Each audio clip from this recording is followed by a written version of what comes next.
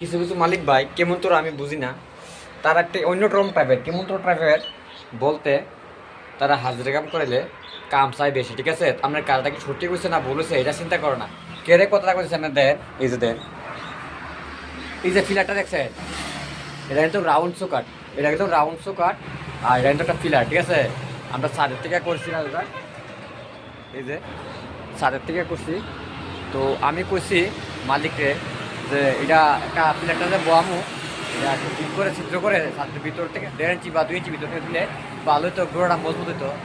মালিক তো আমার ছাদ তোলা করবো না, ছাদ তোলা করো না, তুমি এমনি ঢালাই দিয়ে যাও। তো আমরা রড ছাড়া কিন্তু এটা ঢালাই দিয়েছি। ঠিক আছে, মালিকে কিন্তু জানে এটা রড ছাড়া ঢালাই দিয়েছি। তো আমি কি করছি, মালিককে দেখার আগে সুন্দর করে 3টা রড দিয়ে রিং বানিয়ে, কম করে রিং বানিয়ে আমি প্লেটটা কিন্তু দিয়ে দিয়েছি, যাতে ভবিষ্যতে স্ট্রং থাকে। ঠিক আছে, তো এসব কাজ করবা না অবশ্যই।